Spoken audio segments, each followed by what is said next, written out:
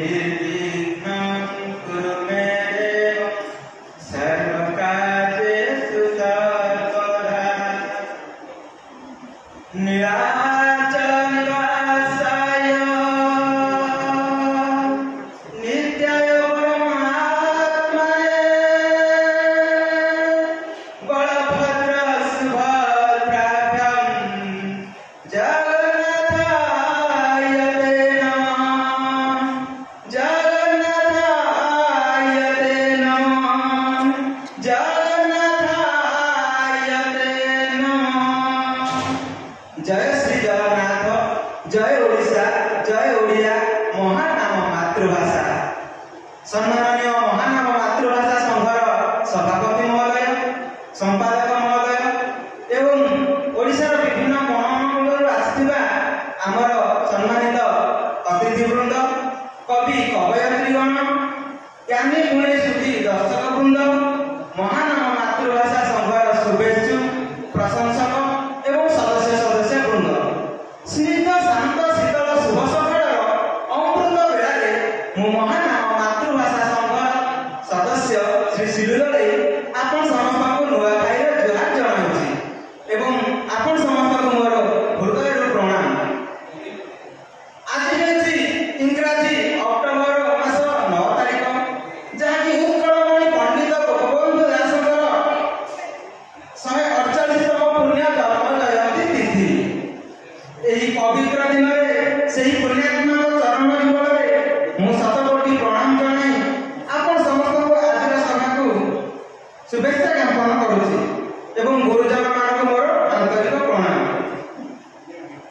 प्रिय सभासदगण, चिर स्रोतस्विनी नदी जे भली भाବରେ अंगा अंगा अनेक बन पर्वत देई अंकेई अंकेई से अतिक्रम करिछि, ता भितर केते केते वृक्षलताଙ୍କୁ से जीवन बଞ୍ଚିବାର माध्यम परिचित, केते केते मनुष्यଙ୍କୁ तृषा निवारण କରିଛି एवं केते केते पशु पक्षी कीट पतंग आदि जीवन बंचवार माध्यम पालटिଛି। ठीक सेही भली भाବରେ समाज मंगल ପାଇଁ ନିଜକୁ संपूर्ण रूपे समर्पित ଦେଇଥିବା उत्कलमणि पंडित गोपबंधु दास ହେଉଛନ୍ତି ତ୍ୟାଗୀ, ସନ୍ନ୍ୟାସୀ ଏବଂ ଦୀନଦୁଃଖୀ ଦରିଦ୍ରର ବନ୍ଧୁ। ଓଡ଼ିଆ ଜାତୀୟତାର ସେ ହେଉଛନ୍ତି ଅନିର୍ବାଣ ମହାଦୀପ।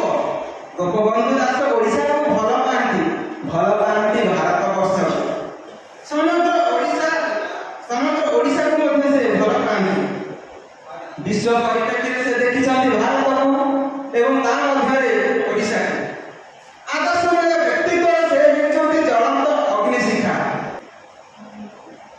जीवन त्याग प्रेम अश्रु कारुण्य महाकाव्य दया प्रेम और अनुकंपार से होती मूर्तिमंत विग्रह। ओडिया जातीयतार से होती जीवंत प्रतीक। भारत जातीय आंदोलन हेउ अबा स्वतंत्र ओडिशा प्रदेश गठन हेउ तांको अवदान चिरस्मरणीय। सेथिପାଇଁ से आम निकटरे चिरवंदित कर्मयोगी। मनुष्य जीवन भल मंद सुख दुख सब किसी कर्म उपर निहित थाए। सेथिପାଇଁ से कहती मानव जीवन नुहई केवल वर्ष मास दिन दंड। मानव जीवन नुहई केवल वर्ष मास दिन दंड। कर्मे जिये नर कर्म एकाकार जीवनर मान दंड। जीवनर मान दंड। प्रिय दर्शक मंडली, ଏହି ଉତ୍କଳ ମାତାର ସୁଯୋଗ୍ୟ ସନ୍ତାନ ଉତ୍କଳମଣି ପଣ୍ଡିତ ଗୋପବନ୍ଧୁ ଦାସଙ୍କ ଆଦର୍ଶରେ ଅନୁପ୍ରାଣିତ ଆମର ଏ ମହାନ ନାମ ମାତୃଭାଷା ସଂଘ ଓଡ଼ିଶାର ଭାଷା ସାହିତ୍ୟ ସଂସ୍କୃତି ଐତିହ୍ୟ ଓ ଜାତୀୟତା ଉପରେ ପ୍ରତିଷ୍ଠିତ। ଏହିସବୁ ବିଷୟକୁ ନେଇ ଆମ ସଂଘ ପୂର୍ବରୁ 3ଟି ମଞ୍ଚ ସଭା ଏବଂ ଅନଲାଇନ ମାଧ୍ୟମରେ 69ଟି ରାଜ୍ୟସ୍ତରୀୟ ସମ୍ମାନ କରିଆସୁଛି।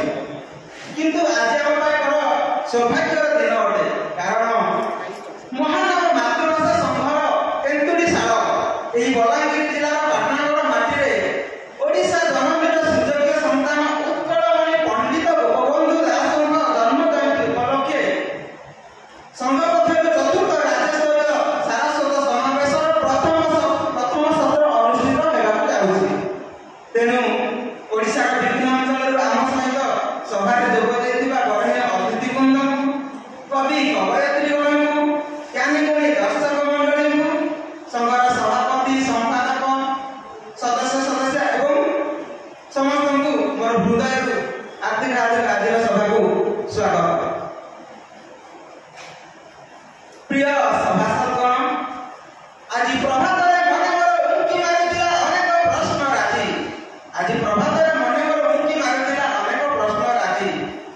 ମଞ୍ଚ ସମ୍ମୁଖରେ ବହୁ ବିଜ୍ଞ ବିଶାରଦ ବ୍ୟକ୍ତି ବିଶେଷଙ୍କୁ ମୋ ଭଳି ସାମାନ୍ୟବାଦ ଜଣେ ଉପମା ଦେଇ ସ୍ୱାଗତ ଜଣାଇବ।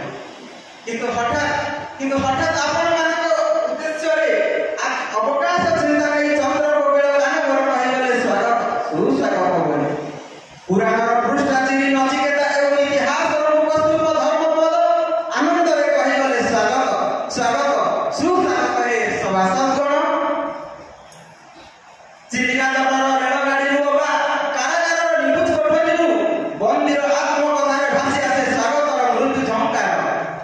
ଆଉ ଆନନ୍ଦ ଉଲ୍ଲାସର ସହିତ ମହାନ ଆମ ମାତୃଭାଷା ସଂଘ ମଧ୍ୟ ଆପଣ ସମସ୍ତଙ୍କୁ ହାର୍ଦ୍ଦିକ ସ୍ୱାଗତ ଜଣାଉଛି।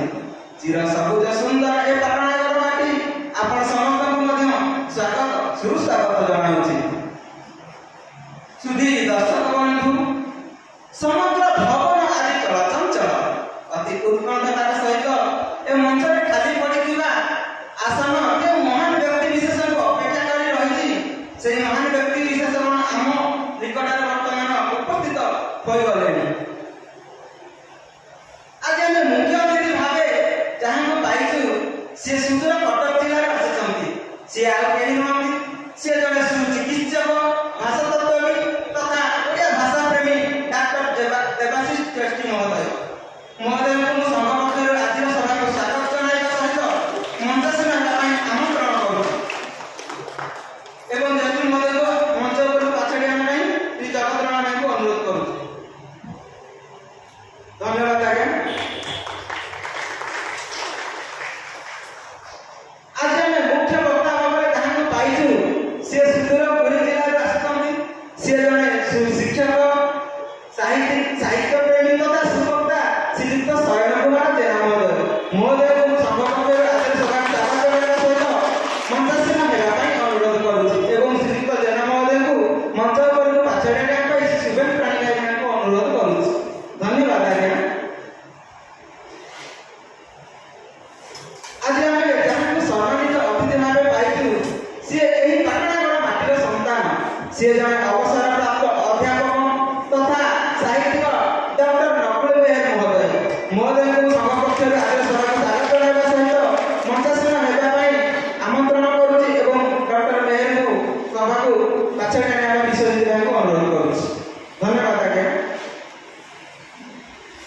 ଆଜି ଆଉ ଯାହାକୁ ଆମେ ସମ୍ମାନିତ ଅତିଥି ଭାବରେ ପାଇଛୁ, ସିଏ ଏହି ପାଟଣାଗଡ଼ ଅଞ୍ଚଳର ଜଣେ ବରିଷ୍ଠ ସାମ୍ବାଦିକ ତଥା ସୁବକ୍ତା ଶ୍ରୀଯୁକ୍ତ ଲକ୍ଷ୍ମୀକାନ୍ତ ମିଶ୍ର ମହୋଦୟଙ୍କୁ ମୁଁ ସଂଘ ପକ୍ଷରୁ ଆଜିର ସଭାକୁ ସ୍ୱାଗତ ଜଣାଇବା ସହିତ ମଞ୍ଚାସୀନ ହେବା ପାଇଁ ଅନୁରୋଧ କରୁଛି ଏବଂ ଶ୍ରୀଯୁକ୍ତ ମିଶ୍ର ମହୋଦୟଙ୍କୁ ମଞ୍ଚ ଉପରକୁ ପାଛାଡ଼ି ଆଣିବା ପାଇଁ ଶ୍ରୀ ଜଗତରଣ ଭାଇଙ୍କୁ ଅନୁରୋଧ କରୁଛି। ଧନ୍ୟବାଦ ଆଜ୍ଞା। ମହାନ ଭାଷା ପ୍ରେମୀ, ଜାତି ପ୍ରେମୀ, ମହାନ ଆମ ମାତୃଭାଷା ସଂଘର ପ୍ରତିଷ୍ଠାତା ତଥା ସଭାପତି ଶ୍ରୀ ରାଜେଶ କୁମାର ଶତପଥୀ ମହୋଦୟଙ୍କୁ ମୁଁ ଆଜିର ସଭାକୁ ସ୍ୱାଗତ ଜଣାଉଛି ଏବଂ ମଞ୍ଚସ୍ଥ ସଭାପତିତ୍ୱ ଆସନରେ ଅଳଙ୍କୃତ ହେବା ପାଇଁ ଅନୁରୋଧ କରୁଛି। ଧନ୍ୟବାଦ ଆଜ୍ଞା। ପ୍ରିୟ ସଭାସଦଗଣ, ପୂର୍ବ ପ୍ରତୀକ୍ଷିତ ମଞ୍ଚ ଏବେ ପରିପୂର୍ଣ୍ଣ। ସମୟର ଘଣ୍ଟା ଟିକ୍ ଟିକ୍ ନାଦ କରି ଯେମିତି ଆଗକୁ ବଢ଼ିବାରେ ଲାଗିଛି, ଠିକ୍ ସେମିତି ଆପଣମାନଙ୍କ ଉତ୍କଣ୍ଠା ମଧ୍ୟ ବଢ଼ିବାରେ ଲାଗିଥିବ। ତେବେ